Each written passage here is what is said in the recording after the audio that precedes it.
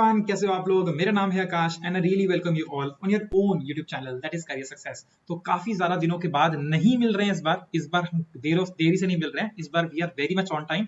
मैंने आपको बताया था टेस्ट होने के बाद आपको 2 दिन के अंदर आपको वीडियो मिल जाएगी। सो हमारा परसों टेस्ट हुआ था, यस परसों हमारा टेस्ट हुआ था, तो आपको डेफिनेटली आज वीडियो मिल रही है which is very much on time, ठीक है। और जो second part, this is the very first part of this particular video, जिसमें हम 10 क्वेश्चन पर डिस्कस करने वाले हैं under the set 4 of Indian polity के अंदर हम डिस्कस करने वाले हैं फर्स्ट 10 क्वेश्चंस को, एंड रेस्ट 10 क्वेश्चंस को हम डिस्कस करेंगे जो कि टेस्ट में आए थे in the very next part, ठीक है। बहुत ही ज्यादा अमेजिंग वीडियो होने वाली है हमेशा की तरह, और बहुत कुछ आपको जानने को मिलेगा। तो let's just begin with this. First of all, career success definitely is a very great institute. क्यों? क्योंकि यहाँ पर आपको स्मार्टली काम कराना सिखाते हैं और स्मार्टली किस तरह से चीजों को पढ़कर अपना एग्जाम, अपनी सरकारी नौकरी, अपना सपना पूरा करने का जो यहाँ पर जो ड्रीम, आपका जो भी ड्रीम है उसको पूरा करवाने के लिए हम लोग एफर्ट्स करते हैं। तो सपने आपके, एफर्ट्स हमारा, and that is the wholesome philosophy of the career success, ठीक है। और साथ साथ में करियर सक्सेस का इसके अंदर हेल्प करता है करियर सक्सेस का एक app which is the my class by career success. बहुत ही अमेजिंग ऐप है, गूगल प्ले स्टोर पे हमेशा की तरफ बताया मैंने, रेटिंग भी काफी अच्छी है। और साथ साथ में यहाँ पर आपको बहुत सारी चीजें इस ऐप के अंदर आपको देखने को मिल जाती हैं। फ्री क्विजेस, मॉक टेस्ट जो स्पेशली मैं बनाता हूँ, है ना। मॉक टेस्ट पॉलिटी का हो गया तो स्पेशली मैं बनाता हूँ, पॉलिटी हो गया, फिर कोई भी जनरल साइंस या जीएस के जो भी सिलेक्ट हो गए उसके रिगार्डिंग मॉक टेस्ट, मैं अपने स्पेशल मॉक टेस्ट बनाता हूँ। और इसके अलावा आपको बहुत सारे वैसे भी प्रीवियस क्वेश्चन हो गया और बहुत कुछ हो गया, वो सब कुछ मिलता है। एंड नॉट जस्ट दैट आपको देखने को मिलता है दैट इज क्या कहते हैं, डाउट डिस्कशंस वगैरह, आपके रियल टाइम डाउट डिस्कशन हो जाते हैं। जितनी भी लाइव क्लासेस होती हैं वो भी आपको यहाँ पर रिकॉर्डेड फॉर्म के अंदर मिलती हैं। सो ये बहुत ही ज्यादा मतलब one stop solution for everything जो भी आपको नीड है वो यहाँ पर आपको मिल जाएगा। एंड जो भी हम कोर्सेज लॉन्च करते हैं उसके ऊपर क्या, वो भी आपको कोर्सेज यहाँ पर क्या होते हैं, मिल जाते हैं। वो जो भी आपके कोर्सेज है वो यहाँ पर क्या हो जाते हैं, मिल जाते हैं। That you can also check it out, ठीक है। एनीवेज, आगे बात करते हैं। थोड़ा इंट्रो है मेरे बारे में। जो लोग भी नए हैं इस पर्टिकुलर चैनल के ऊपर, या जो पहली बार मुझको देख रहे हैं इस पर्टिकुलर चैनल के ऊपर, या जिन्होंने भी कभी ऐसी मेरी जीएस की वीडियो कोई नहीं देखी है, तो they can check it out the intro of me. Rest बाकी सब लोग जानते ही हैं। Now questions comes in the picture is, are you guys ready for it? Of course you are ready for it, therefore you are watching this particular video. तो guys थोड़ा सा बस एक चीज बोलना चाहूंगा, जो लोग अगेन पहली बार वीडियो देख रहे हैं उनको बता देता हूं, जैसे ही क्वेश्चन फ्लैश होगा आप लोग को क्या करना है, अटेम्प्ट करना है, ठीक है। अटेम्प्ट करने का, उसके बाद मैं आपको आंसर थोड़ी देर में बता दूंगा। इन द मीनवाइल मैं आपको 5 से 6 सेकंड दे दूंगा उस क्वेश्चन को अटेम्प्ट करने के लिए, and then I will come up with the solution of it. तो एक्सप्लेनेशन होगी। मैं पहले बोलता हूं, यहाँ पर हम 10 क्वेश्चंस को डिस्कस तो करेंगे, 10 क्वेश्चन तो डिस्कस करेंगे, लेकिन हर ऑप्शन को स्टडी करेंगे और मल्टीप्लाई बाय कम से कम हर क्वेश्चन में आपके 4 ऑप्शन, तो 40 क्वेश्चंस तो हम यहाँ से लेकर जाएंगे घर को। तो 40 क्वेश्चंस हम लोग डिस्कस कर लेंगे आराम से, और 40 से 50 हो जाएंगे फॉर श्योर। 40 से कम नहीं आपको देखने को मिलेंगे, तो 50 क्वेश्चंस कम से कम आप यहाँ से सीख कर जाओगे इस वीडियो के अंदर, which is less than of 1 hour, ठीक है। 1 घंटे से कम ही होगी वीडियो, तो आप लोग को बहुत कुछ सीखने को मिलेगा, ठीक है। चलिए गाइस, तो are you ready? Definitely we are ready. So let's go for the very first question, that is constitution. The constitution dash is silent on the presence of re-election, allows re-election of the person for a present office, restricts a person to remain president for 2 terms, or it has been amended to allow the person only 1 term as a president. तो बात करता है किसके regarding? यहाँ पर बात कर रहा है एक तरह से प्रेसिडेंट के रिगार्डिंग बात कर रहा है। तो जितने लोग आई होप यहाँ पर अटेम्प्ट कर चुके हैं क्वेश्चन, बहुत ही ज्यादा आसान क्वेश्चन है, ठीक है। बहुत ज्यादा आसान है उन लोगों के लिए जिन्होंने पढ़ा हुआ है, अदरवाइज ये कंफ्यूज हो जाएंगे, ठीक है। चलो थोड़ी बात करते हैं प्रेसिडेंट। जब हम बात करते हैं प्रेसिडेंट के रिगार्डिंग, तो प्रेसिडेंट के रिगार्डिंग कौन सा आर्टिकल स्टार्ट होता है प्रेसिडेंट से? तो बेसिक मतलब प्रेसिडेंट की कहानी कहां स्टार्ट होती है? President by the way is, चलो बेसिकली आर्टिकल नंबर आपको देखने को मिलेंगे 52 के अंदर आपको देखने को मिलेंगे प्रेसिडेंट। अगर बात करें इसमें वाइस प्रेसिडेंट आपको देखने को मिलेंगे आर्टिकल नंबर 63 के अंदर आपको देखने को मिलेंगे वाइस प्रेसिडेंट, ठीक है। तो ये आपको देखने को मिलेंगी, 2 चीजें यहाँ पर देखने को मिलेंगी। प्रेसिडेंट क्या होते हैं? हमारे हेड ऑफ द स्टेट आपको देखने को मिलेंगे। हेड ऑफ द स्टेट कौन होते हैं? That is president. Head of the state मतलब हेड ऑफ द कंट्री के रिगार्डिंग बात कर रहा हूँ, वो आपको देखने को मिलेंगे क्या कहते हैं, प्रेसिडेंट, ठीक है। अच्छा, इसके बाद क्या बोलता है सर? हाँ, बोलता है इलेक्शन ऑफ प्रेसिडेंट किस आर्टिकल में लिखा है? इलेक्शन ऑफ प्रेसिडेंट किस आर्टिकल के अंदर आपको देखने को मिलेगा? तो आर्टिकल नंबर 54 एंड 55 के अंदर आपको देखने को मिलेगा हमारा इलेक्शन ऑफ प्रेसिडेंट। 54 के अंदर लिखा है किस तरह से इलेक्शन होगा, कौन कौन यहाँ पर पार्टिसिपेट करेगा, और 55 के अंदर क्या लिखा है? 55 के अंदर लिखा है दैट इज कि वोटिंग का सिस्टम क्या होगा? पीआरएस होता है, पीआरएस प्रोपोर्शनल रिप्रेजेंटेशन सिस्टम, या फिर सिंगल ट्रांसफरेबल वोट, तो STV. PRS and STV system जो है 55 आर्टिकल के अंदर आपको देखने को मिल जाएगा, ठीक है। अच्छा, ये बात कहां पर लिखी हुई है? ये बात कहां पर लिखी हुई है कि एक बंदा कितने टाइम क्या कर सकता है? कंटेस्ट कर सकता है इलेक्शन फॉर प्रेसिडेंट, कितनी बार इलेक्शन के लिए खड़ा हो सकता है प्रेसिडेंट के लिए? ये बात कहां लिखी है? ये बात आपको लिखने को मिलेगी इन द आर्टिकल नंबर 57। मुझे इसका थोड़ा सा याद नहीं आ रहा 56 है 57 है, बट आई थिंक 57 है, ठीक है। तो 57, हाँ बिल्कुल ठीक है, 57 आर्टिकल के अंदर लिखा हुआ है कि कितनी बार कर सकते हैं सर, कितनी बार कर सकते हैं, तो कितनी number of times, any number of times. तो आर्टिकल 57 के अंदर लिखा है कि आप कितनी मर्जी बार इलेक्शंस के लिए खड़े हो सकते हो, प्रेसिडेंट के इलेक्शन के लिए कितनी मर्जी बार खड़े हो सकते हो। There is no limit to the number of times that you can actually appear for the president's election. कितनी मर्जी बार अप्लाई करो, कोई दिक्कत वाली बात नहीं, 57 में ये अलाउ करता है। इसलिए इस silent on the president election, ये तो बिल्कुल गलत हो गया। Allows re-election of a person to the office of president office, बिल्कुल ठीक बात है, बिल्कुल ठीक बात है। Option number B is the right option. Re-election को अपॉइंट करता है, री-इलेक्शन ऑफ अ पर्सन को बिल्कुल यहाँ पर एप्लीकेबल है, बिल्कुल यहाँ पर एप्लीकेबल है। रिस्ट्रिक्ट नहीं करता। टू टर्म्स क्या लिखा है, दो टर्म के लिए रिसेट करता है, 2 टर्म के बाद आप नहीं बन सकते। 2 टर्म यानी कि 2 बार लगातार प्रेसिडेंट बन सकते हो, उसके बाद प्रेसिडेंट नहीं बन सकते। ऐसा यहां पर नहीं होता, ऐसा आपको यूएसए में देखने को मिलेगा, यूएसए के अंदर, अमेरिका के अंदर आपको ऐसी चीज देखने को मिलेगी। फॉर एग्जांपल अभी रिसेंट टाइम में बराक ओबामा है ना, तो ओबामा जी जो थे वो 2 बार ऑलमोस्ट लगातार, है ना, जितना मैं याद कर पा रहा हूँ, हाँ I think Obama was the person, चलो मैं I am not very sure, मेरे ख्याल से शायद ओबामा 2 बार लगातार रहे थे। बट एनीवेज हमारे इंडिया में कोई इंसान ऐसे मैक्सिमम बार रह चुका है, जी बिल्कुल रह चुका है, डॉक्टर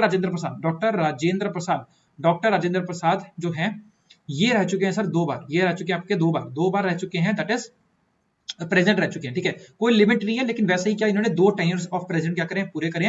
टेन्योर के रिगार्डिंग जब बात कर रहा हूं, टेन्योर कितना होता है, प्रेसिडेंट का टेन्योर कितना होता है, 5 साल का टेन्योर होता है, 5 साल का टेन्योर होता है, 5 साल का प्रेसिडेंट का टेन्योर होता है। क्या प्रेसिडेंट का टेन्योर 5 साल से कम हो सकता है, जी बिल्कुल कम हो सकता है। किस केस में होगा, या तो उनकी क्या हो जाए, डेथ हो जाए, या तो वो डाई हो जाए, या तो उनका कर दिया जाए, हटाया जाए, लॉफुल तरीके से उनको हटाया जाए, जिसको क्या बोलते हैं, इम्पीचमेंट बोलते हैं। उन्होंने कुछ ना कुछ ऑफ कोर्स गुनाह किया हो, है ना, कॉन्स्टिट्यूशन को वायलेट किया हो, तो उस स्पेस पे उनको क्या कर दिया जाए, हटा दिया जाए, रिमूव कर दिया जाए, यानी कि इम्पीच कर दिया जाए, या फिर क्या करते हैं वो खुद ना खुद क्या करते हैं, रिजाइन कर दें। इन तीनों केसेस के अंदर वो 5 साल से पहले अपना टेन्योर क्या, अपना कार्यकाल क्या कर सकते हैं, खत्म कर सकते हैं। क्या इससे ज्यादा हो सकता है, जी बिल्कुल ज्यादा हो सकता है। ज्यादा होने की टर्म क्या है, ज्यादा होने की टर्म ये है सर कि अगर क्या हो जाए, जो इनके नेक्स्ट वाला प्रेसिडेंट है, जो नेक्स्ट प्रेसिडेंट जो होंगे वो क्या है, अनअवेलेबल है, मतलब क्या है, किसी वजह से वो नहीं आ पा रहे हैं ऑफिस के अंदर, मतलब वो ऑफिस को ज्वाइन नहीं कर पा रहे, तो इसीलिए आपको जिम्मेदारी दे दी जाएगी कि चलो आप थोड़ी देर के लिए संभाल लो, तो 5 साल से ज्यादा भी हो सकता है टेन्योर, 5 साल से कम भी हो सकता है टेन्योर, इन ये पर्टिकुलर केस के अंदर कम वाला ज्यादा इंपॉर्टेंट है, याद रखिएगा, ठीक है। अच्छा, तो मेरे ख्याल से काफी बात होगी। हाँ, doctor Rajendra Prasad was also the permanent president of constituent assembly के जो पहले परमानेंट जो प्रेसिडेंट थे, that was also the doctor Rajendra Prasad, ठीक है। कॉन्स्टिट्यूएंट असेंबली के प्रेसिडेंट थे, ठीक है। चलो भाई, मेरे ख्याल से यहाँ पर काफी सारे हो चुके हैं। हैज बीन अमेंडेड अलाउ 1% गलत है, तो option number B is the right option for this particular question, ठीक है। चलो भाई, आगे बात बताते हैं। The unitary system of government processes which of the following advantages. एक मिनट से पहले क्वेश्चन था क्या कोई, नहीं था, ओके। यूनिटरी सिस्टम क्या है, जरा देखते, जरा समझते हैं यूनिटरी सिस्टम यहाँ पर क्या है। पूछ रहा है कुछ नहीं, यूनिटरी सिस्टम क्या बोल रहा है कि यहाँ पर क्या क्या एडवांटेज यहाँ पर आपको देता है, एडवांटेज क्या देता है।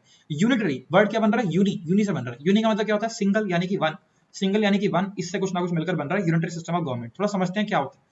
देखो, यूनिटरी सिस्टम ऑफ गवर्नमेंट शायद आपने नाम पढ़ा हो, लेकिन आपने क्या पढ़ा है पहले वो समझते हैं। आपने पढ़ा है फेडरल सिस्टम, फेडरल सिस्टम। क्या इंडिया फेडरल कंट्री है, जी बिल्कुल कंट्री है। आपने फेडरल स्ट्रक्चर पढ़ा है, बिल्कुल पढ़ा है, ठीक है। कौन सा बताओ जरा, पहले तो ये लिखो, बताओ फेडरल स्ट्रक्चर ऑफ जो हमारा कॉन्स्टिट्यूशन के अंदर जो फेडरल स्ट्रक्चर है इंडिया का, वो किस शेड्यूल के अंदर मेंशन है, किस शेड्यूल के अंदर, शेड्यूल बताना है, शेड्यूल नंबर बताना है, जहां पर जो आपका रिफ्लेक्ट करता है, क्या कहते हैं, फेडरल स्ट्रक्चर को रिफ्लेक्ट करता है। आप लोग कमेंट के अंदर, चैट के अंदर लिखेंगे, बिल्कुल फटाफट से लिख देंगे एक बार, ठीक है। अच्छा, federal structure of India, federal structure, क्या इंडिया फेडरल कंट्री है, जी बिल्कुल फेडरल कंट्री है, लेकिन इंडिया पूरी तरह से फेडरल नहीं है, इसको बोलते हैं क्वासी फेडरल। अभी पहले समझते हैं फेडरल क्या होता है, फिर हम समझेंगे क्वासी फेडरल क्या होता है, फिर हम समझेंगे यूनिटरी क्या होता है। बहुत आसान चीजें। फेडरल का मतलब क्या होता है, फेडरल का मतलब क्या होता है कि एक इंसान के पास सारी पावर नहीं होनी चाहिए, आपकी जो पावर होगी वो यूनियन यानी कि जो अपना क्या है, मतलब जो सेंटर के बाद ऐसे लिखते हैं, यूनियन को लिख देते हैं, सेंटर लिख देते हैं। तो सेंट्रल गवर्नमेंट या फिर यानी कि सेंटर के पास जो भी पावर होंगी, कुछ पावर सेंटर के पास होंगी और कुछ पावर क्या होंगी, स्टेट के पास होंगी, यानी कि राज्यों के पास कुछ ना कुछ पावर होने वाली है।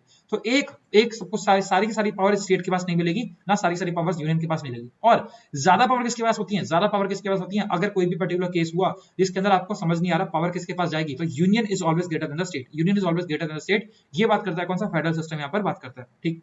अब बात आती है क्वासी फेडरल सिस्टम क्यों बोलते हैं, क्वासी फेडरल सिस्टम क्यों बोलते हैं। हमारा जो सिस्टम है वो फेडरल तो है, लेकिन वो क्वासी फेडरल है। क्वासी का मतलब क्या है, अधूरा है, पूरा फेडरल नहीं है, तो यहाँ पर क्या कहते हैं, पावर का डिवीजन तो हो रहा है, लेकिन पूरी तरह से पावर का डिवीजन नहीं होता। क्वासी क्यों बोलते हैं? क्योंकि जैसे हमारे देश में क्या लगती है, इमरजेंसी, जब हमारे देश में क्या लगती है, इमरजेंसी लगती है, तो क्या होता है, सारी सारी पावर स्टेट से हटकर किसके पास आ जाती है, यूनियन के पास आ जाती है। सारी की सारी पावर क्या होती है, एक इंसान के पास आ जाती है। तब हमारा सिस्टम फेडरल ना होकर क्या बन जाता है, यूनिटरी बन जाता है। मतलब क्या है, सिंगल पावर का रूल हो रहा है, यूनियन की सरकार का ही सब कुछ चलेगी, स्टेट के ऊपर भी वही चले, स्टेट को भी वही कंट्रोल करेगा, और जो मतलब यूनियन को भी, सेंटर को भी वही कंट्रोल करने वाला। ठीक है, तो यूनिटरी सिस्टम क्या होता है, यूनिटरी सिस्टम बिल्कुल उसका उल्टा हो जाएगा, जहां पर क्या होता है, स्टेट क्या होता है, ज्यादा पावरफुल होता है, state is more powerful than the union. State क्या होता है, ज्यादा पावरफुल होता है यूनियन के। और ये वाला सिस्टम आपको देखने को मिलेगा यूएसए के अंदर, यूनाइटेड स्टेट्स ऑफ अमेरिका के अंदर आपको देखने को मिलता है। यहाँ पर यूनाइटेड स्टेट्स ऑफ अमेरिका में आपको डुअल सिटीजनशिप का कॉन्सेप्ट यहाँ पर देखने को आपको मिल जाता है। ठीक है, तो state is more powerful than the union आपको देखने को मिल जाता है। यहाँ पर क्या है, ग्रेटर अडेप्टेबिलिटी गलत है, स्ट्रॉन्ग स्टेट, स्टेट के पास क्या है, ज्यादा पावर्स है एज कंपेयर टू यूनियन। सरकार मतलब सेंट्रल गवर्नमेंट से ज्यादा पावर किसके हाथ में, स्टेट गवर्नमेंट के पास है। ठीक है, तो ये बिल्कुल गलत है, greater partition of the people गलत है, ये सब कुछ गलत है। तो ये आपका हो जाएगा option number B, that is strong state. ठीक है, स्ट्रॉन्ग स्टेट। चलो भाई आगे बढ़ते हैं। ओके, बहुत ही आसान क्वेश्चन है, बहुत आसान क्वेश्चन है, ये तो बहुत ही आसान क्वेश्चन है। आप लोगों ने जितने लोगों ने हिस्टोरिकल बैकग्राउंड वगैरह पढ़ा है, जितने लोगों ने कुछ तो पढ़ाई होगा, थोड़ा बहुत तो पढ़ाई होगा, किसी ने हिस्ट्री भी तैयार करी है, किसी ने अगर हिस्ट्री की कोई ना कोई मतलब कोई कोचिंग ले रहे हो या फिर कहीं भी पढ़ रहे हो, अगर सेल्फ प्रिपरेशन कर रहे हो, कुछ भी कर रहे हो, तो आपने डेफिनेटली पढ़ा होगा सिस्टम ऑफ बजट। बजट जो था वो किसके, कहां पर इंट्रोड्यूस किया गया था, कहां पर इंट्रोड्यूस किया गया था, पहली बार कहां पर किसने इंट्रोड्यूस करा, किस वाइस रॉयल्टी के अंदर, मतलब वाइस रॉयल्टी मतलब क्या, वैसे ये स्पेस नहीं आना चाहिए यहाँ पर, एनीवेज वाइस रॉयल्टी के अंदर मतलब क्या है, यहाँ पर वाइस रॉय, किस वाइस रॉय के कार्यकाल के अंदर बजट क्या होता है, पहली बार इंट्रोड्यूस होता है। ठीक है, चलो आई होप आप लोगों ने आंसर करा होगा। एटलीस्ट आंसर नहीं, देखो आंसर अच्छा सही हो या गलत हो फर्क नहीं पड़ता, आप लोग क्या करोगे, आप अटेम्प्ट करो। गलती यहां पर कर लोगे तो आपका कभी भी चांस नहीं होगा कि पेपर में गलत कुछ आप कर पाओगे, क्योंकि यहां पर जो गलती करोगे वो आप कभी भूलोगे नहीं। अगर आपसे कुछ अटेम्प्ट ही नहीं करोगे तो क्या फायदा, है ना, क्या फायदा। तो अटेम्प्ट करो, कमेंट के अंदर करो, चैट के अंदर करो, लाइव के अंदर करो, रिकॉर्ड के अंदर करो, जैसे मर्जी करो, आप अटेम्प्ट करो। ठीक है, चलो गाइस देखते जरा।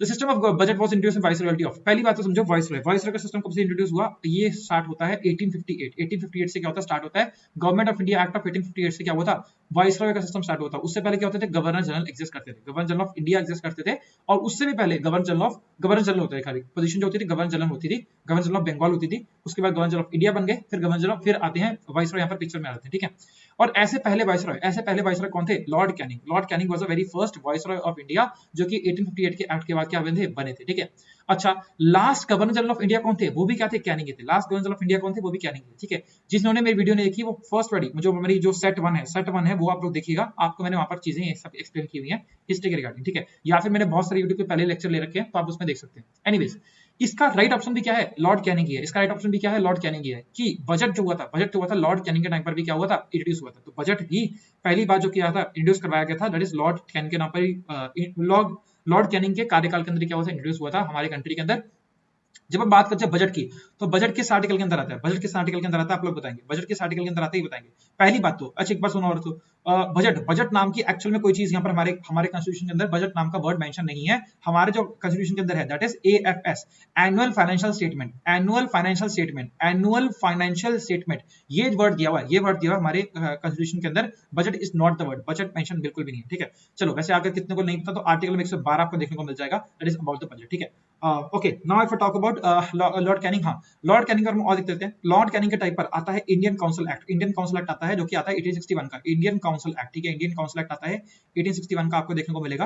ठीक है, यहाँ पर बहुत सारे बदलाव किए गए थे, है ना, बॉम्बे और मद्रास वगैरह को, फिर बहुत सारी पावर यहाँ पर दी गई थी। ठीक है, लॉर्ड कैनिंग का नंबर। ठीक है, और क्या हो गया, हाँ सिपाही म्यूटिनी जो कि थी 1857 का जो रिवोल्ट होता है, वो भी क्या होता है, इनके टाइम पर आपको देखने को मिल जाएगा। ठीक है, definitely. Now let's talk about Lord Ripon के बारे में बात करते हैं, ये भी बड़ा इंपॉर्टेंट है। लॉर्ड रिपन का टाइम पर आपको देखने को मिलती है इल्बर्ट बिल कंट्रोवर्सी आपको देखने को मिलती है। क्या होती है ये आपको अभी बता नहीं सकता। ठीक है, आप लोगों ने हिस्ट्री पढ़ी हो तो अच्छी बात है, नहीं पढ़ी तो कोई दिक्कत आती है। जब हमारी हिस्ट्री हम लोग पढ़ेंगे लाइव बैचेस के अंदर, जब हम लाइव बैच के अंदर अपनी हिस्ट्री पढ़ेंगे, तब हम लोग इसके बारे में पक्का चर्चा करेंगे, तो तब देख लेंगे। ठीक है, तो अभी हम लाइव बैच के अकॉर्डिंग यहाँ पर आपको डिस्कस कराएंगे चीजें। ठीक है, चलो एनीवेज, इल्बर्ट बिल कंट्रोवर्सी, साथ में वर्निकुलर प्रेस एक्ट जो आया था, इसको वापस ले लिया गया था, इसको हटा लिया गया था, वर्निकुलर प्रेस एक्ट को हटा लिया गया था लॉर्ड रिपन के टाइम पे।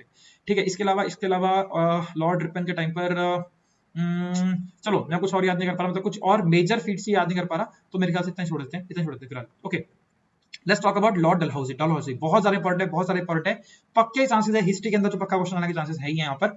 तो ये इन्होंने क्या करता, डॉक्ट्रिन ऑफ लैप्स, क्या लेकर आए थे, doctrine of lapse, doctrine of lapse, doctrine of lapse लेकर आए थे थ्योरी, जिसके चक्कर में इन्होंने बहुत सारे राज्य इंक्लूडिंग व्हाट, अगर आपको बताऊं थोड़े से राज्य बताऊं तो दैट इज क्या कहते हैं, सतारा डिस्ट्रिक्ट, सतारा है ना, दिल्ली के पास आता है। देन कम्स इज संबलपुर, ठीक है, Sambalpur. Then comes is Jhansi, ठीक है। देन कम्स इज कौन सा है अपना, ओह माय गुडनेस कैसे भूल गया मैं इसका नाम, एक मिनट चलो और देखते हैं। हाँ, Jaipur. Then comes is Udaipur.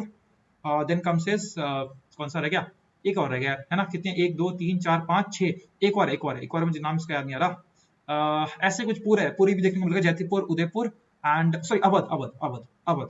ये सारे के सारे जो थे, इन्होंने क्या करे थे, डॉक्ट्रिन ऑफ लैप्स के नीचे क्या करते थे, मतलब लेकर आए थे। डॉक्ट्रिन ऑफ लैप्स क्या कहती थी कि अगर आपका कोई लीगल हेयर नहीं है, लीगल हेयर मतलब क्या है, दैट इज आपका कोई अपना खुद का बच्चा नहीं है, खुद का राज्य, खुद का मतलब अपना खून नहीं है, तो क्या होगा, आपको वो क्या कर लिया जाएगा, आपका कर लिया जाएगा, जब्त कर लिया जाएगा। मतलब क्या, आपका राज्य ऑटोमेटिकली इसके अंदर आ जाएगा, दैट इज क्या कहते हैं, ब्रिटिशर्स के अंडर आ जाएगा। ठीक है, इन्होंने इतना ही नहीं, खाली इन्होंने अच्छा, लॉर्ड कैनिंग साहब यूनिवर्सिटीज भी बनाते हैं, in the case of Bombay, Madras and Calcutta के अंदर यूनिवर्सिटीज भी ओपन करवाते हैं। ठीक है, अच्छा बात करते हैं इसके रिगार्डिंग, डॉक्टर ऑफ लैप्स के रिगार्डिंग, डलहौजी के रिगार्डिंग बात करते हैं। यहाँ पर आता है सर विडो रीमैरिज एक्ट, बहुत इंपॉर्टेंट है, विडो रीमैरिज एक्ट। ठीक है, इसके ऊपर बहुत सारा काम किया था ईश्वर चंद्र विद्यासागर जी ने, काफी सारा काम किया था। विडो रीमैरिज जो एक्ट आया था, वो भी क्या हुआ था, इनके अंदर आया था। ठीक है, इनके अंदर आया था। और डलहौजी के टाइम पर क्या होता है, सेकंड एंग्लो सिख वॉर जो होता है, सेकंड एंग्लो सिख वॉर आपको देखने को मिलता है डलहौजी के टाइम पर। ठीक है, इससे बाद भी और चीजें, बट फिलहाल इतना याद रख लो। देन लॉर्ड एल्गिन, इतने इंपॉर्टेंट है नहीं सर, इतने इंपॉर्टेंट है नहीं, लेकिन स्टिल बताऊं तो लॉर्ड कैनिंग के बाद आते हैं। तो आफ्टर लॉर्ड कैनिंग, तो अगर सीरीज में देखें तो लॉर्ड कैनिंग के बाद आते हैं। और इसके अंदर एक ही इंपॉर्टेंट चीज है, दैट इज वहाबी मूवमेंट। तो वहाबी मूवमेंट इनके टाइम पर हुआ था। वहाबी मूवमेंट क्या हुआ था, पिक्चर के अंदर आया था, लाइमलाइट के अंदर आया था, काफी सारा मूवमेंट उठा हुआ था, दैट इज यहाँ पर खड़ा हुआ था वहाबी मूवमेंट। ठीक है, तो मेरे ख्याल से काफी ज्यादा हो चुके हैं। तो नेक्स्ट क्वेश्चन में मूव करते हैं। Let's move on to the next question. बताओ, आंसर बताओ, बहुत आसान क्वेश्चन है, बहुत ज्यादा आसान क्वेश्चन है ये तो, मतलब लिटरली काफी ज्यादा आसान क्वेश्चन है। शायद आपको पार्लियामेंट्री सिस्टम के बारे में ज्यादा ना पता हो, या फिर प्रेसिडेंशियल सिस्टम के बारे में ना पता हो, पर आप फिर भी आराम से अटेम्प्ट कर सकते हो इस क्वेश्चन को, बहुत ज्यादा आसान क्वेश्चन है। ठीक है, अच्छा बाय द वे, जिस तरह से हम पढ़ रहे हैं ऐसे क्वेश्चंस को डील करना, या जिस तरह से हम लोग जो हमारा जो तरीका है पढ़ने का, ये आपको देखने को मिल जाएगा लाइव क्लासेस के अंदर। अगर आपको ऐसा महसूस हो रहा है कि you really want to have this kind of experience in the live classes, इतना डिटेल में पढ़ना और चीजों को याद रखना बार बार, तो आप डेफिनेटली बैच ज्वाइन कर सकते हैं। We are calling this on this particular number. इस टाइम पर करंटली मैं ले रहा हूँ जेके का बैच ले रहा हूँ। इस टाइम पर मैं जीएस इज फुली, सारे जीएस क्या है मेरे अंडर है, तो आई विल डेफिनेटली, हमारी पॉलिटी ऑलरेडी खत्म हो चुकी है, और अब हमारी स्टार्ट चल रही है ज्योग्राफी स्टार्ट हो रही है। जब पॉलिटिक्स सीरीज खत्म हो जाएगी तो हम ज्योग्राफी सीरीज ऐसे स्टार्ट करेंगे और चीजों को यहाँ पर डिस्कस करने की कोशिश किया करेंगे। ठीक है, एनीवेज गाइस देखते जरा। अच्छा क्या बोलता है, इनएलिएबल कुछ नहीं सर, कुछ नहीं सर, घुमा फिरा के इंग्लिश बोल रहा है और कुछ भी नहीं है, सिंपल बोल रहा है कि एट्रीब्यूट क्या है, इसकी क्या है, प्रॉपर्टी क्या है, कौन सी है ऐसी property parliamentary system of government की। पहले समझते हैं पार्लियामेंट्री सिस्टम ऑफ गवर्नमेंट है क्या। देखो, दो टाइप के सिस्टम होते हैं, एक होता है पार्लियामेंट्री सिस्टम ऑफ गवर्नमेंट और दूसरा क्या होता है, प्रेसिडेंशियल सिस्टम ऑफ गवर्नमेंट। तो ऐसे लिख देते हैं, यहाँ पर लिख देते हैं प्रेसिडेंशियल। ठीक है, यहाँ पर लिख देते हैं प्रेसिडेंशियल। कंपेयर करना क्या होगा, आसान होगा, है ना। प्रेसिडेंशियल इधर हो गया और पार्लियामेंट्री क्या होगा, इधर हो गया। ठीक है, अपने देश में कौन चलता है, अपने देश में चलता है पार्लियामेंट्री सिस्टम ऑफ गवर्नेंस चलता है हमारे देश के अंदर। ठीक है, ओके गाइस, थोड़ा बात करते हैं पार्लियामेंट्री सिस्टम ऑफ गवर्नेंस की। पार्लियामेंट्री सिस्टम ऑफ गवर्नेंस में क्या होता है, एक होता है हेड ऑफ गवर्नमेंट, एक होता है हेड ऑफ स्टेट। तो हेड ऑफ स्टेट और हेड ऑफ गवर्नमेंट क्या होता है, हेड ऑफ स्टेट और हेड ऑफ गवर्नमेंट क्या होता है, वो क्या होता है, डिफरेंट होते हैं। हेड ऑफ गवर्नमेंट यहाँ पर कौन होता है, यहाँ पर होता है प्राइम मिनिस्टर, हमारे हेड ऑफ गवर्नमेंट होते हैं। और हेड ऑफ स्टेट कौन होते हैं, that is the president of India is the head of state. ठीक है, तो president of India is the head of state. Prime minister को कभी-कभी यहाँ पर आपको लिख देता है काउंसिल ऑफ मिनिस्टर्स लिख देते हो। काउंसिल ऑफ मिनिस्टर्स क्या होते हैं, कुछ नहीं, कुछ ऐसे मिनिस्टर्स होते हैं जो भी पार्टी यहाँ पर जीतती है, उसके क्या होते हैं, कुछ इंपॉर्टेंट मिनिस्टर्स को बोलते हैं काउंसिल ऑफ मिनिस्टर्स। और ये क्या होते हैं, अल्टीमेटली सरकार को चलाते हैं। और उनका जो हेड होता है वो कौन होता है, उनका जो हेड होता है वो कौन होता है, prime minister is the head of that particular क्या कहते हैं, काउंसिल ऑफ मिनिस्टर्स। तो काउंसिल ऑफ मिनिस्टर्स द्वारा जो रन की जाती है उसे क्या बोलते हैं, हेड ऑफ, उसे क्या बोलते हैं, गवर्नेंस बोलते हैं। कभी कभार इसी बेसिस के ऊपर यहाँ पर काउंसिल ऑफ मिनिस्टर के अंदर एक इंसान देखने को मिलते हैं, मतलब कुछ इंपॉर्टेंट ऑफिसर देखने को मिलते हैं, जिनको बोलते हैं क्या, कैबिनेट मिनिस्टर्स। तो काउंसिल ऑफ मिनिस्टर्स का ही पार्ट होता है कौन से, कैबिनेट मिनिस्टर। और इसीलिए पार्लियामेंट्री सिस्टम ऑफ गवर्नेंस को कभी कभार कैबिनेट टाइप गवर्नमेंट भी बोलते हैं, cabinet type cabinet type government भी बोलते हैं, क्योंकि क्योंकि कैबिनेट क्या हो रही है, हमारे देश को चला रही है, पार्लियामेंट हमारे देश को चला रही है, यानी कि कैबिनेट हमारे देश को चला रही है, यानी कि पीएम हमारे देश को चला रहे हैं, यानी कि काउंसिल ऑफ मिनिस्टर हमारे देश को चला रहे हैं, यानी कि हेड ऑफ गवर्नमेंट जो है वो हमारे देश को क्या चल रहे हैं, चला रहे हैं। हेड ऑफ स्टेट क्या कर रहे हैं, हेड ऑफ स्टेट क्या कर रहे हैं, खाली एग्जीक्यूटिव फंक्शन, एडमिनिस्ट्रेटिव पर्पस के लिए जो भी काम हो गए वो सबका सब एडमिनिस्ट्रेशन जो कर रहे हैं हमारे देश की, है ना, वो क्या कर रहे हैं, वो कौन कर रहे हैं, हमारे प्रेसिडेंट कर रहे हैं, या फिर वाइस प्रेसिडेंट कर रहे हैं, या फिर जो भी और यहाँ पर फंक्शंस वाले हो गए लोग वो यहाँ पर कर रहे हैं। ठीक, इतनी कहानी होगी। प्रेसिडेंशियल फॉर्म गवर्नमेंट अभी समझते हैं जरा, प्रेसिडेंशियल फॉर्म गवर्नमेंट क्या होता है। भाई प्रेसिडेंशियल फॉर्म गवर्नमेंट में क्या देखने को मिलता है आपको, प्रेसिडेंशियल फॉर्म गवर्नमेंट में पहली बात तो head of state and head of state और head of governor, sorry head of government, ये दोनों क्या होता है, सेम इंसान होता है, सेम इंसान होता है, एक इंसान होता है, एक इंसान क्या होता है, एक इंसान होता है, हेड ऑफ गवर्नमेंट भी होता है, हेड ऑफ स्टेट भी होता है। यानी कि आप एग्जांपल कहां पर है, एग्जांपल का है USA, United states of America के अंदर आपको वही जो होंगे प्रेसिडेंट वो हेड ऑफ स्टेट भी देखने को मिलेंगे और हेड ऑफ गवर्नमेंट भी यहाँ पर आपको देखने को मिलेंगे, दोनों के दोनों क्या है, सेम ही इंसान यहाँ पर आपको देखने को मिल जाएंगे। तो आंसर क्या है, यूएसए यहाँ पर एग्जांपल है। ठीक है, अच्छा साथ साथ में इसीलिए, अच्छा ठीक है तो हो गया। इसके बाद हाँ फीचर्स के रिगार्डिंग बात करें तो यहाँ पर आपको देखने को मिलता है जो प्राइम मिनिस्टर होते हैं, प्राइम मिनिस्टर हो गया, काउंसिल ऑफ मिनिस्टर्स हो गए, ये लोग कहाँ बैठते हैं, लोकसभा के अंदर बैठते हैं, लोकसभा के अंदर बैठते हैं। ठीक है, और अगर बात करें ये इसके अंदर आपको VP that is head of state के अंदर आपको देखने को मिल जाएंगे, मतलब जो एडमिनिस्ट्रेशन को करने वाले जो लोग हैं उसके अंदर आपको देखने को मिल जाएंगे वाइस प्रेसिडेंट देखने को मिलते हैं आपको कहाँ पर, that is in the Rajya Sabha, Rajya Sabha के अंदर बैठते हैं। राज्यसभा के क्या होते हैं, चेयरमैन होते हैं, कौन से होते हैं, एक्स ऑफिसर चेयरमैन कौन से होते हैं, VP is the vice president is the x officer chairman of Rajya Sabha. तो आप लोग को देखने को मिल रहा है, आपको देखना ये बैठ रहे हैं लोकसभा के अंदर, ये बैठ रहे हैं राज्यसभा के अंदर, कहीं ना कहीं पार्लियामेंट्री सिस्टम ऑफ गवर्नमेंट जो है वो क्या कर रही है, एग्जीक्यूटिव को बिठा रही है, in the case of executive को इन्वॉल्व कर रही है in the case of law making. इसका मतलब क्या है, fusion of executive and legislature का मतलब क्या है, लॉ मेकिंग के लिए जो बॉडीज होती हैं, लोकसभा, राज्यसभा, विधानसभा, विधान परिषद, ये जो है ये क्या कर रही है, लॉ बना रही है, ये हमारे देश में क्या कर रही है, लॉ बना रही है, कानून बना रही है। तो कानून बनाने के प्रोसेस को और एग्जीक्यूटिव का फंडा क्या हो गया, दैट इज जो हमारे देश को क्या कर रहे हैं, गवर्न कर रहे हैं मतलब सॉरी एडमिनिस्ट्रेशन कर रहे हैं, इन दोनों को करती है, इन दोनों का क्या है, फ्यूजन है, इन दोनों का क्या है, मिलन है, इन दोनों का मिलन है पार्लियामेंट्री सिस्टम ऑफ गवर्नमेंट। बिल्कुल सही बात है। प्रेसिडेंशियल फॉर्म गवर्नमेंट के अंदर एक ही होते हैं, सबके सब क्या होते हैं, एक ही होते हैं, इसमें कोई मिलन वाली बात नहीं होती, ये दोनों क्या होते हैं, एक ही इंसान होता है, सब कुछ संभालता है, तो ये तो बिल्कुल आंसर हो जाएगा। ठीक है, ये वाला answer option number B is the right option. बहुत आसान क्वेश्चन था, अगर थोड़ा सा दिमाग लगाओगे तो आपको पक्का ही पता लग जाएगा। ठीक है, फ्लेक्सिबिलिटी ऑफ कॉन्स्टिट्यूशन थोड़ी बहुत लेवल पर मिलती है, लेकिन इसका आंसर ये नहीं होगा। दिस इज ऑल्सो, अगर ये ना दिया होता तो आप बिल्कुल ए मार्कर आते, लेकिन A is not the right option, A इससे ज्यादा बेटर क्या ऑप्शन है, B is the right option. ठीक है, चलो गाइस आगे बढ़ते हैं। ओके ये देखो, ये तो मतलब इससे इजीएस्ट क्वेश्चन अभी तक हमने देखा, जितने क्वेश्चन डिस्कस किए हैं 4 से 5 क्वेश्चन डिस्कस कर चुके हैं, इससे इजीएस्ट क्वेश्चन आपको देखने को नहीं मिलेगा, बहुत ज्यादा आसान क्वेश्चन है। पूछता क्या कौन सा इंसान है जो कि क्या हो सकता है, इनवाइट किया जा सकता है पार्लियामेंट के अंदर, जो क्या है पार्लियामेंट यानी कि जो हमारी विधानसभा होगी, सॉरी जो हमारी क्या होगी, लोकसभा होगी, राज्यसभा होगी, वहां पर क्या कर सकते हैं, बुला सकते हैं, वहां पर क्या कर सकते हैं, बैठ सकता है, सजेशन दे सकता है, एडवाइस कर सकता है, सजेशन दे सकता है, एडवाइस कर सकता है। कौन सा ऐसा इसमें एक इंसान है, ऑफकोर्स यहाँ पर एक इंसान के रिगार्डिंग बात की हुई है, तो कौन सा है, गलत दिखा है, ये कमिश्नर आएगा। ठीक है, कमिश्नर आएगा, क्योंकि सबके सब चीफ जस्टिस ऑफ इंडिया भी क्या होता है, एक होता है, चीफ इलेक्शन कमिश्नर भी क्या होता है, एक होता है, ये कमिश्नर लिख दिया मैंने, एनीवेज कमिश्नर होता है। ठीक है, टाइपिंग मिस्टेक हो सकती है। अटॉर्नी जनरल ऑफ इंडिया भी क्या होता है, एक होता है, controller and auditor general of India भी क्या होता है, एक ही होता है। ठीक है, अच्छा बाय द वे पार्लियामेंट किस आर्टिकल के अंदर मेंशन है, that is article number 79, article number 79 के अंदर जिक्र होता है पार्लियामेंट का, 80 के अंदर जिक्र होता है किसका, राज्यसभा का, और 81 के अंदर होता है लोकसभा का जिक्र। ठीक है, 81 is about Lok Sabha, 80 is about Rajya Sabha, 79 is about the parliament. ठीक है, चलिए बात करते हैं chief justice of India. Option number 1 क्या बोलता है, chief justice of India. Chief justice of India कहां पर बैठते हैं, सुप्रीम कोर्ट के अंदर बैठते हैं। Supreme court is the highest judicial office of the country. कौन से आर्टिकल के अंदर मेंशन है, आर्टिकल नंबर 124, आर्टिकल नंबर 124 के अंदर मेंशन आता है हमारा सुप्रीम कोर्ट के रिगार्डिंग। ठीक है, सुप्रीम कोर्ट के regarding supreme court of India कहां पर है, आपको मिलता है एनडीएलएस, न्यू दिल्ली के अंदर आपको देखने को मिलता है, न्यू दिल्ली के अंदर आपको देखने को मिलता है, दैट इज आपका क्या कहते हैं, supreme court of India new Delhi के अंदर, कहीं न्यू दिल्ली से हटाकर हम कहीं भी ले जा सकते हैं। कब, दैट इज अगर कौन चाहे, प्रेसिडेंट चाहे एंड सीजीआई, प्रेसिडेंट और CGI chief justice of India जो होते हैं वो डिसाइड करते हैं कि जो सुप्रीम कोर्ट ऑफ इंडिया होगा वो कहां पर रहेगा। इस टाइम पे लोगों ने डिसाइड किया कि न्यू दिल्ली में रहना चाहिए, तो न्यू दिल्ली में रह रहा है, अदरवाइज वो कहीं और भी शिफ्ट हो सकता है, अगर ये दोनों क्या करें, हम ही करते हैं। बाय द वे आप लोग मुझे बताओगे पहला कोर्ट ऑफ इंडिया, पहला सुप्रीम कोर्ट ऑफ इंडिया कहां एस्टैब्लिश हुआ था। ये लोग हम कई बार बात कर चुके हैं इसके रिगार्डिंग, है ना, कई बार बात कर चुके हैं इसके रिगार्डिंग, तो आप लोग बिल्कुल बताएंगे। First supreme court of India was established under, date बताता हूं, 1774 के अंदर एस्टैब्लिश हुआ था। कहां पर हुआ था आपको इतना बताना है, कहां पर हुआ था आपको इतना बताना है, 1774 में एस्टैब्लिश हुआ था, under regulation act of 1773 establish हुआ था 1774 के अंदर। तो कब हुआ था आपको बताना है, मतलब सॉरी कहां पर हुआ था, प्लेस आपको बतानी है, यहां पर लिखनी है। ठीक है, अच्छा then if I talk about अच्छा place as well as the city वगैरह लिख देना जो कहां पर हुआ था। ठीक है, now if I talk about chief election commissioner, अच्छा चीफ इलेक्शन ऑफ इंडिया कौन है इस टाइम पर, ये बताना, सब बताओगे। चीफ जस्टिस ऑफ इंडिया यहाँ पर कौन है, ये लोग आप लोग लिखोगे कमेंट के अंदर। चीफ इलेक्शन कमिश्नर कौन है ये लिखोगे। Controller auditor general of India कौन है ये लिखोगे। अटॉर्नी जनरल ऑफ इंडिया है कौन लिखोगे। सब बताओगे, सब आप लोग बताओगे कमेंट सेक्शन के अंदर बताओगे। बहुत अच्छे इंपॉर्टेंट क्वेश्चन है, ये लोग पूछे जाते हैं कई बार, ठीक है। चलिए chief election commissioner, chief election commissioner छोड़ो फिलहाल। Chief election commission, chief election commission यानी कि इलेक्शन कमीशन, इलेक्शन कमीशन का जो आर्टिकल है, ईसी का आर्टिकल कौन सा है, आर्टिकल नंबर 324, आर्टिकल नंबर 324। ये था 124, ये है 324। 324 आर्टिकल के अंदर आपको इलेक्शन कमीशन के रिगार्डिंग बात होगी। यहाँ पर क्या अभी करंट लेवल पर अगर देखें तो यहाँ पर आपके एक है सीईसी, एक है आपके चीफ इलेक्शन कमिश्नर, और प्लस आपको देखने को मिलेगा इलेक्शन कमिश्नर।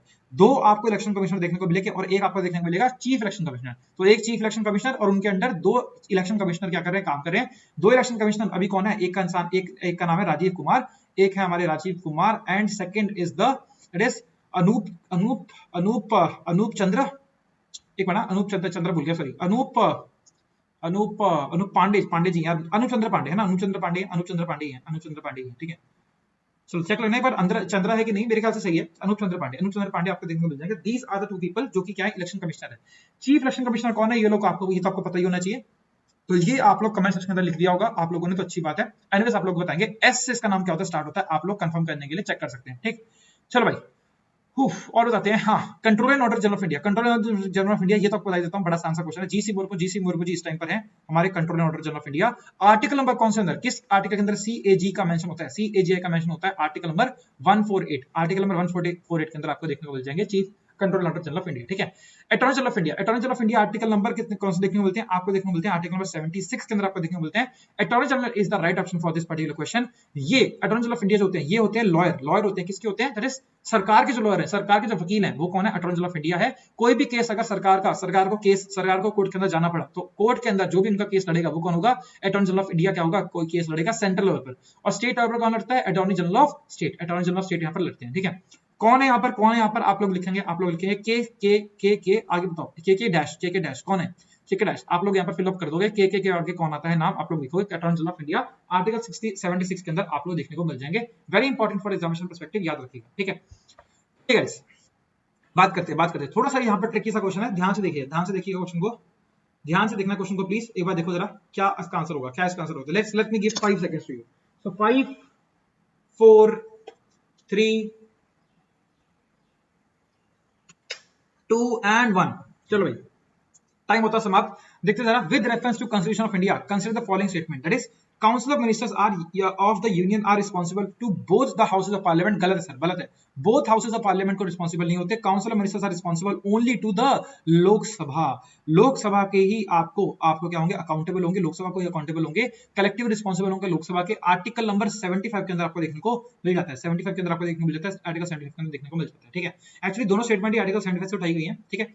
नाउ पढ़ते हैं, the president can not appoint anyone dash लगनी चाहिए, anyone as union minister not, ये अलग है, ये कोमा मार लिया करो, है ना, थोड़ा सा ये पंक्चुएशन का इस्तेमाल से हुआ नहीं है। Anyways union minister not recommend by the president, मतलब क्या है, किसी ऐसे इंसान को अपॉइंट नहीं कर सकते, प्रेसिडेंट किसी ऐसे इंसान को अपॉइंट नहीं कर सकते जो कि रिकमेंड नहीं किया गया है बाय प्राइम मिनिस्टर।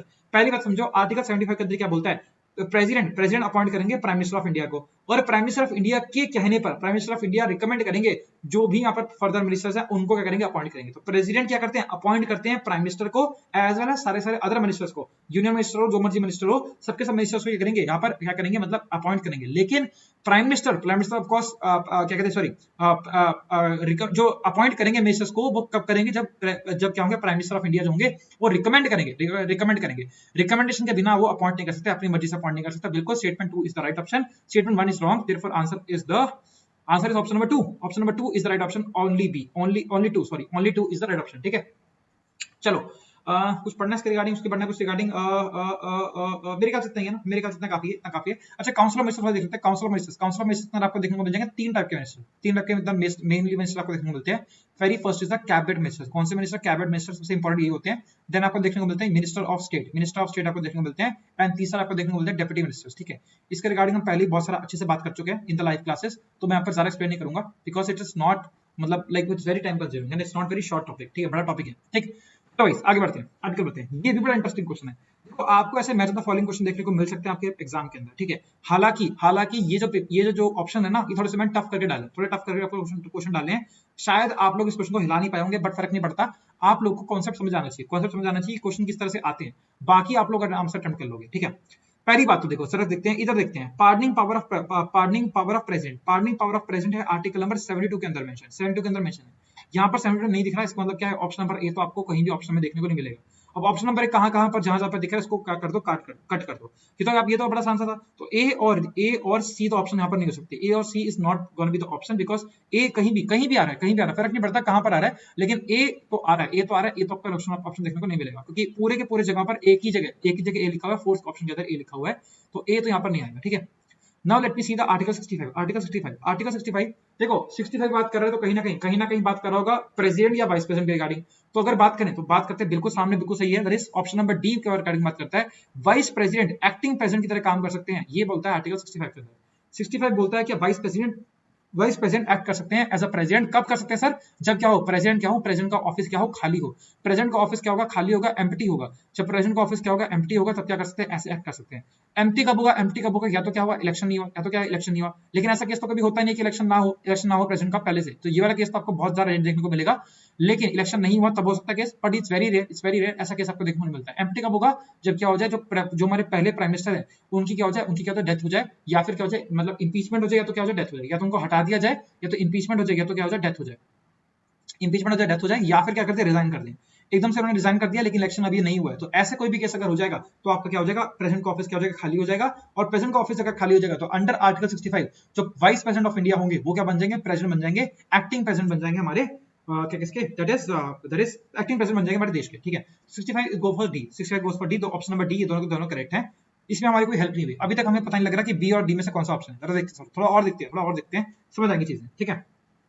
चलो ये आर्टिकल 85 अगर आपको पता हो ये चीज तो अच्छी बात है, अगर नहीं पता तो आप पता कर लो। आर्टिकल 85 बात करता है common provision for both the houses के regarding, that is common provision for both the houses, मतलब क्या, आप हाउसेस की मीटिंग्स को किस तरह से क्या करोगे, स्टार्ट करोगे, किस तरह से क्या होंगे, मीटिंग एंड करेंगे, कौन यहाँ पर मीटिंग स्टार्ट करेगा, कौन यहाँ पर सेशन स्टार्ट करेगा, कौन यहाँ पर सिटिंग्स को स्टार्ट करेगा, कौन यहाँ पर सिटिंग्स को करेगा, एंड करेगा, वो चीज यहाँ पर मेंशन की हुई है। डिस्क्वालिफिकेशन ऑफ एमपीज का होगा, वो सब यहाँ पर चीजें के रिगार्डिंग यहाँ पर की हुई है बात, that is under article. Disqualification नहीं खैर, मतलब कुछ कॉमन प्रोविजंस के रिगार्डिंग यहाँ पर बात की है, डिस्क्वालिफिकेशन के लिए अलग आर्टिकल हो जाता है, तो वो तो नहीं होगा, ठीक है।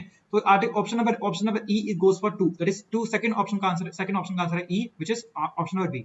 तो ऑप्शन नंबर बी आप लोग बिल्कुल टिक कर सकते हो, लेकिन अभी और पढ़ते हैं, अभी और समझते हैं। हाँ देखते जरा, तो ये तो हो गया, जरा थोड़ी जगह बना लेते हैं। Okay, now if I see the बचते कौन से ऑप्शन नंबर 1 का आंसर क्या है, ऑप्शन नंबर सी है, बिल्कुल सही बात है sir. 93 talks about the election of speaker और डिप्टी स्पीकर। देखो अगर आपको थोड़ा समझ ना भी आ रहा हो, अभी भी समझ ना आ रहा हो, अगर आपको यहाँ पे ऑप्शन फंसा के दे दे, है ना, यहाँ पर भी मैं ई लिख दूं, और यहाँ पर मैं लिख दूं आपके लिए बी, और यहाँ पर लिख दूं आपके लिए सी, ठीक है। अब कंफ्यूज हो सकते हो आप कि अब कौन सा हमारे दोनों का ई हो गया, अब क्या कैसे करेंगे। देखो मैंने आपको बताया था 79 जो होता है आर्टिकल किसके रिगार्डिंग होता है, दैट इज पार्लियामेंट के रिगार्डिंग। 80 आर्टिकल होता है राज्यसभा के रिगार्डिंग, और 81 रिगार्डिंग होता है किसके रिगार्डिंग, लोकसभा के रिगार्डिंग। तो मतलब क्या है, जब भी हम अपने संविधान के रिगार्डिंग बात करें, सबसे पहले किसका जिक्र है, राज्यसभा का जिक्र है। राज्यसभा का जिक्र होने वाला है पहले हमेशा क्या होगा, राज्यसभा का जिक्र होगा। राज्यसभा के अंदर कौन बैठते हैं, चेयरमैन या फिर डिप्टी चेयरमैन जो होते हैं वो कहां बैठते हैं, राज्यसभा के अंदर बैठते हैं। और लोकसभा के अंदर कौन बैठते हैं, लोकसभा के अंदर आपको देखने को मिलेंगे डेप्यूटी स्पीकर या फिर स्पीकर। तो स्पीकर या फिर डिप्टी स्पीकर आपको देखने को मिलेंगे लोकसभा के अंदर। तो जब भी बात होगी तो क्या होगा, पहला आर्टिकल जो होगा वो क्या आपको देखने को मिलेगा, मतलब जो जिसकी वैल्यू कम होगी। 80 आर्टिकल आपको देखने को मिल रहा है in the talking about the Rajya Sabha, और बड़ा वाला आर्टिकल जो होगा वो क्या होगा, that is talks about the Lok Sabha. इसके अंदर आप देखिए जरा 89 और 93 में छोटा आर्टिकल कौन सा है, ये 89 है। 89 क्या बात करेगा, ये बात करेगा डिप्टी स्पीकर और क्या हो गया, थोड़ी गड़बड़ बोल दिया क्या, हाँ ये बात करेगा राज्यसभा के रिगार्डिंग, और राज्यसभा के अंदर आपको देखने को मिलेंगे डिप्टी चेयरमैन। तो definitely option number 3 goes for B, third option is goes for B, बिल्कुल आपको आंसर देखने को मिल रहा है, which is the right option, ठीक है। और ये बात करता है 93 बात करता है डिप्टी स्पीकर और स्पीकर के रिगार्डिंग, ठीक है। तो जुगाड़ कर सकते हो, अगर आपको चीजें कुछ भी आपको डाटा याद है, आपको याद है, आप ऐसे क्वेश्चन को सॉल्व कर सकते हो।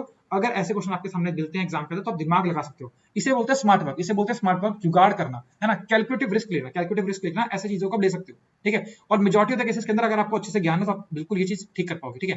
थोड़ा सा और देख लेते हैं, स्पीकर और डिप्टी स्पीकर का इलेक्शन कैसे होता है, इलेक्शन होता है सिंपल मेजॉरिटी के थ्रू, ठीक है। डिप्टी चेयरमैन का जो इलेक्शन होता है वो किसकी वजह से होता है, that is again simple majority के थ्रू आपको इलेक्शन देखने को मिलेगा। डिप्टी चेयरमैन का भी आपको देखने को मिलेगा सिंपल मेजॉरिटी के थ्रू। लेकिन अगर deputy chairman of Lok Sabha, speaker of Lok Sabha, deputy speaker of Lok Sabha, और डिप्टी चेयरमैन कहां पे होते हैं, राज्यसभा के अंदर होते हैं, ये दोनों कहां पर होते हैं, लोकसभा के अंदर होते हैं। इनको अगर हटाना पड़ जाए तो उस टाइम पर चाहिए होती है कौन सी मेजोरिटी, इफेक्टिव मेजोरिटी। याद रखिएगा, effective majority is required when to remove him. Remove करने के लिए चाहिए होती है इफेक्टिव मेजोरिटी, लेकिन लगाने के लिए चाहिए होती है कौन सी मेजोरिटी, सिंपल मेजोरिटी आपको देखने को मिलती है। ठीक है, इस सिंपल मेजोरिटी क्या होती है, इफेक्टिव मेजोरिटी क्या होती है, ये सबको एक्सप्लेन कर चुका हूं मैं, लास्ट क्लास में एक्सप्लेन कर चुका हूं, तो प्लीज मेक श्योर आप जाकर वीडियो देख सकते हैं उसको वापस समझने के लिए। ठीक है, ठीक है। What could be the maximum time zone for time limit for the 0 hour? बड़ा आसान क्वेश्चन है, बड़ा आसान है 0 hour, लेकिन थोड़ा सा ट्रिकी भी क्वेश्चन है। बहुत सारे लोग देखो 2 hour और 2 लिमिट, नो लिमिट तो है ही नहीं, ये दोनों ऑप्शन, ये क्वेश्चन तो हटा ही दो। गेम बचता है बहुत सारे लोगों का ए और बी में से बहुत सारे लोगों का गेम बचता है, और डेफिनेटली मैं गारंटी दे सकता हूं अभी भी चैट बॉक्स के अंदर बहुत सारे लोग इन दोनों के पीछे क्या बोल रहे होंगे, इस दोनों के पीछे कुछ लोग ए ऑप्शन टिक कर रहे होंगे, कुछ लोग बी ऑप्शन टिक कर रहे होंगे। तो सी या डी टिक कर रहा है वो क्या करो, अपने आप गोली मार लो, क्योंकि वो सबके सब क्या है, गलत आंसर कर रहे हैं। ठीक है, अच्छा मजाक कर रहा हूँ है ना, गोली मत मार लेना कि बोलो सर आपने बोला गोली मार लो, है ना, मार ली हमने गोली, अब बताओ क्या करें, केस कर दें, पुलिस केस वगैरह कर दें। ठीक है, मजाक कर रहा हूँ, मतलब क्या, ये तो बिल्कुल क्या क्वेश्चन दूर है, तो ये दोनों ऑप्शन तो क्या है, बिल्कुल गलत है, तो इनको तो छोड़ दो साइड में, these are not going to be the answer for it.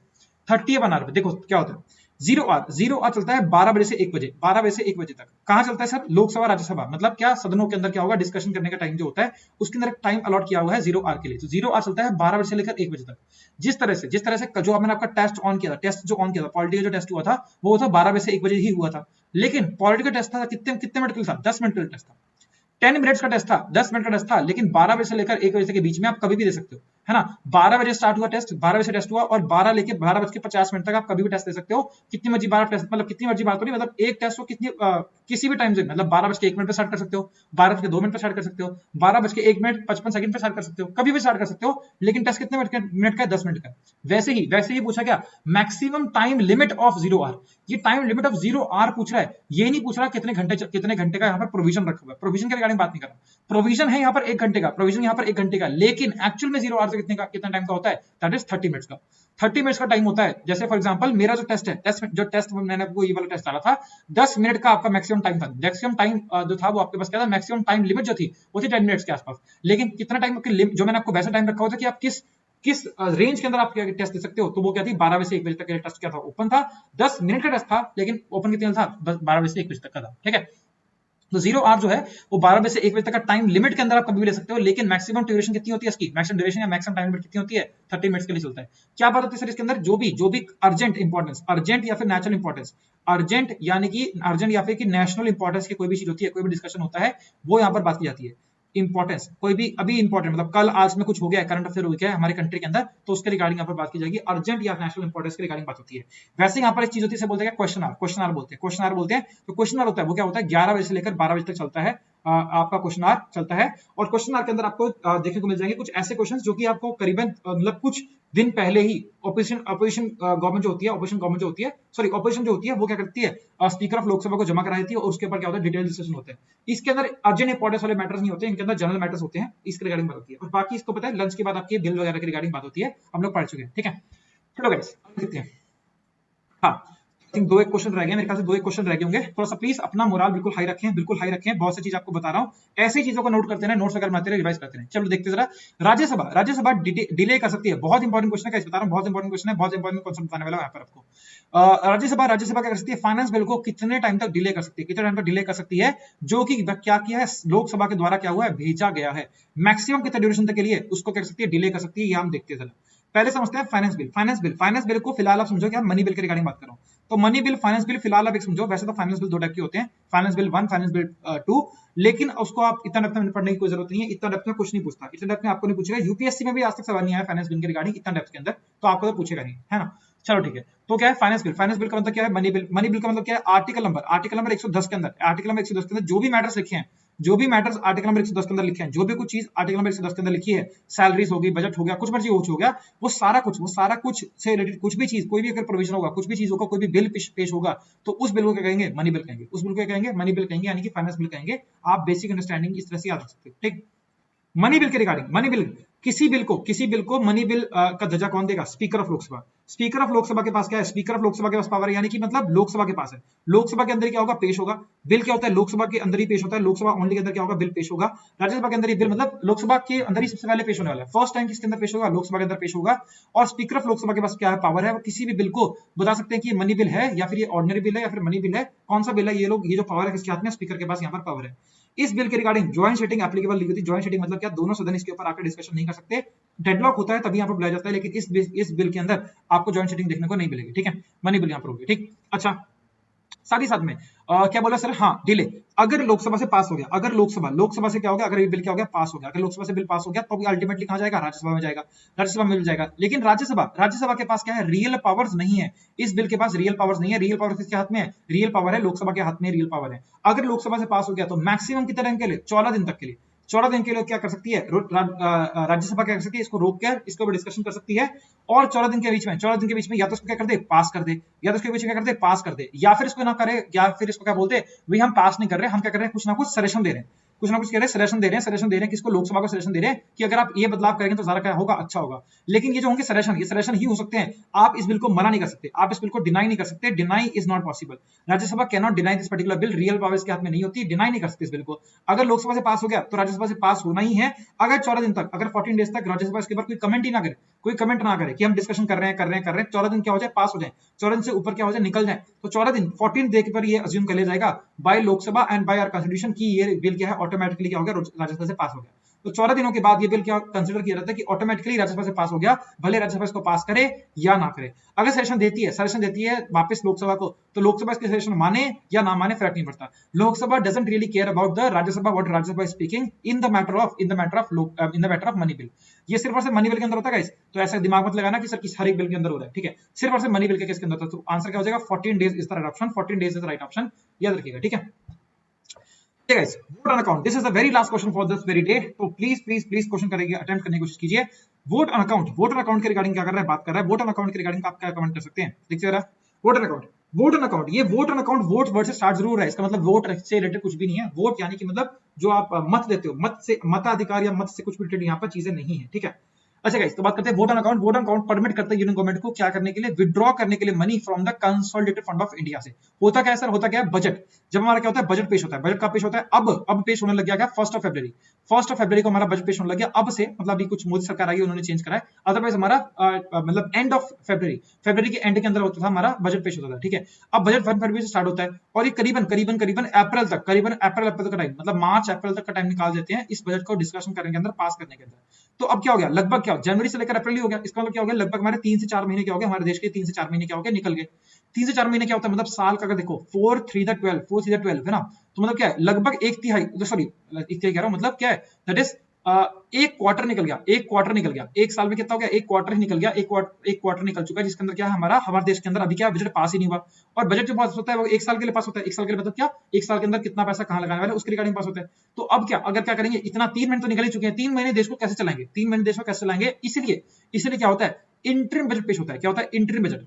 जब तक दूसरा बजट जो मेन बजट है वो पास ना हो जाए, उससे पहले क्या होता है, इंटरिम बजट पेश होता है। इंटरिम बजट क्या मतलब क्या है, देखो एग्जांपल समझो, आप लोग जा रहे हो फॉर एग्जांपल घूमने जा रहे हो गोवा, है ना, गोवा चलते घूमने, है ना, क्या चल रहा है ना, कहीं भी चलो, क्या फर्क पड़ रहा है ना, चलो गोवा चलते हैं। गोवा आपने घूमने का प्लान बनाया, एंड एक बार को आपका सिलेक्शन वगैरह हो गया, आप लोग गोवा घूमने गए, गोवा घूमने का आपने प्लान बनाया और आपके पेरेंट्स ने क्या कर दिया, हाँ कर दिया। अभी आपका सिलेक्शन हुआ लेकिन सैलरी तो नहीं आई, आपका सिलेक्शन हुआ है, अभी आपका मेरिट लिस्ट में नाम आ गया, अभी आपको ज्वाइन करनी है, एकेडमी वगैरह, ट्रेनिंग वगैरह सब कुछ होगी, लेकिन अभी फिलहाल के लिए आपके पास क्या है, सैलरी नहीं, आपके पास पैसे नहीं है। गोवा घूमने का प्लान बन गया, पेरेंट्स ने क्या बोला, चलो बेटा इतनी मेहनत करिए, चलो इसका आंसर, चलो जैसा कर तू गोवा घूमने जा। गोवा घूमने के लिए कितना पैसा लेगा, ये आपने क्या करा, अप्रोक्सीमेटली करने की कोशिश करी, और ये तो बात समझ आ गई कि 3000 से लेकर 6000 रुपए क्या हो सकते हैं, लग सकते हैं। 3000 रुपए से लेकर 6000 रुपए लग सकते हैं, क्योंकि आप पहले कहीं भी घूमने गए थे, वहां पर भी 2000 रुपए तो लग ही गए थे। तो गोवा के अंदर बट ऑब्वियसली मान के चलो कि महंगाई बढ़ चुकी है, तो 3000 रुपए तो लगेंगे 3000 rupees is the minimum amount जो कि यहाँ पर लगने वाला है। ये तो कब अज्यूम कर रहा हूँ, जब हम ट्रेन से जा रहे हैं, ट्रेन में कैसे जा रहे हो तब मैं अज्यूम कर रहा हूँ। तो 3000 से लेकर 6000 लग सकते हैं, इससे ज्यादा लगेंगे वो बात अलग है, अपनी अय्याशी पर डिपेंड करता है, कितना वहां पर जाके मजे करने वाले उसके ऊपर डिपेंड करता है, ठीक। तो 3000 तो लगेंगे। तो अगर मैं पेरेंट्स से बोल दूं कि पापा जी मेरे को थोड़ी सी बुकिंग वगैरह करनी है, दैट इज पिताश्री मुझे थोड़ी बुकिंग करनी है, और ट्रेन की बुकिंग करनी है, होटल की बुकिंग करनी है, तो 3000 रुपए तो फिलहाल मुझे आप क्या कर दो, मेरे अकाउंट में ट्रांसफर कर दो, 3000 रुपए तो आप मुझे भेज दो।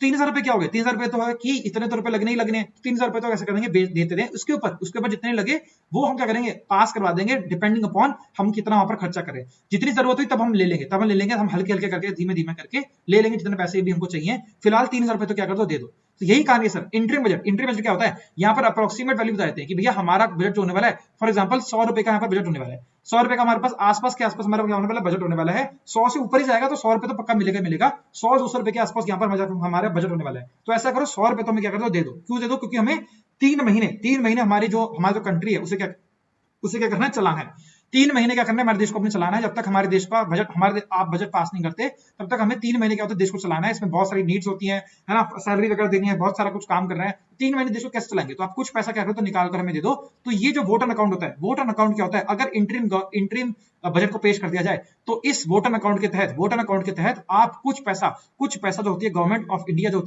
यानी कि जो सरकार जो कि रन करी हमारे देश को, वो कुछ पैसा कंसोलिडेटेड फंड ऑफ इंडिया से क्या कर सकती है, निकाल सकती है। मतलब क्या हमारे राजकोष से कुछ पैसा निकाल सकती है for a specified period of time. Specified period क्या हो गया, जब तक हमारा बजट पास नहीं होता। बजट पास हो गया तो हमारा फिर अल्टीमेटली आपका वहां से जो पैसा मिलेगा वो वाला आपको लमसम पैसा मिल जाएगा। ठीक है, ये है सारी कहानी। आई होप आपको यहाँ पे चीज समझ आई होंगी।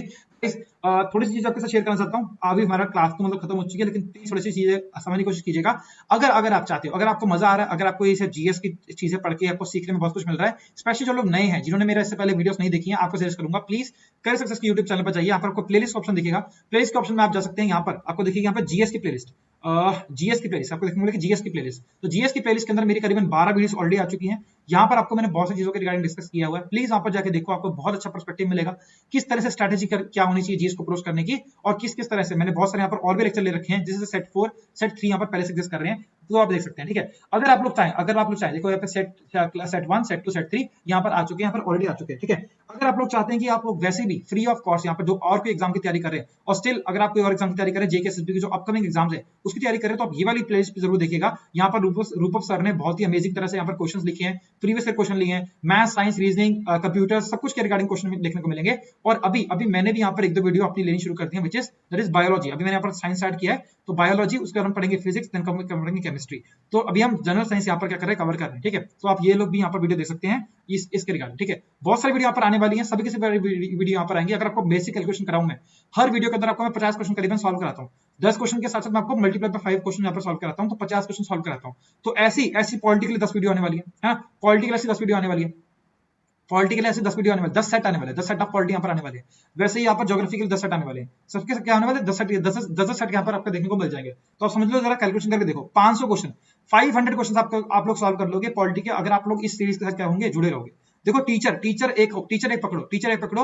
अगर मेरे से पढ़ना चाहते हो तो मेरे से पढ़ो, अगर आप किसी और से पढ़ना चाहते हो तो आप वहां से पढ़ो। लेकिन जिस भी टीचर से पढ़ रहे हो आप सारी सीरीज देखो, टीचर सब कुछ कराता है ना। एक टीचर के साथ जुड़े रहोगे तो आपका सारा भला होगा। टीचर से टीचर जंप करते रहोगे तो आपको बहुत सी चीजें क्या होती है, छूटती रहेंगी। ठीक है, फॉर एग्जाम्पल आपको बताता हूँ, थोड़ा सा कैलकुलेशन देखो जरा, मतलब डाटा ही आपके सामने ही है। पहली वीडियो जब मैंने डाली थी क्लास 1 की, तो यहाँ पर कितने लोगों ने देखा, करीबन 1400 लोगों ने, मतलब क्या 1400 पीपल ने यहाँ पर देखा, 1400 लोगों ने वीडियो को देखा। ठीक है, लेकिन सेकंड वीडियो तक आती, सेकंड वीडियो बल्कि ज्यादा इंटरेस्टिंग थी। सेकंड वीडियो के अंदर बहुत ज्यादा इंपॉर्टेंट क्वेश्चंस थे और मैंने बहुत अच्छे से एक्सप्लेन किया था, है ना, बहुत अच्छे से एक्सप्लेन किया था। लेकिन सिर्फ यहाँ पर व्यूज कितने आते हैं, लगभग यहाँ पर 760 व्यूज यहाँ पर आते हैं, 700 के आसपास व्यूज, मतलब कितने हो गए, आधे लोग हो गए, हाफ ऑफ द पीपल यहाँ पर होते हैं। बाकी आधे लोग क्या हो गए, चले गए, अब लोग क्या हो गए, चले गए, उन लोगों ने सेकंड वीडियो देखी थी। तो अगर आप सीरीज से जुड़े रहोगे तो आपकी पूरी की पूरी पॉलिटिकल प्रिपरेशन हो जाएगी, रिवीजन अच्छी तरह से हो जाएगी। लेकिन क्या होता है, लोग बाग क्या होते हैं, कंटेन नहीं कर पाते।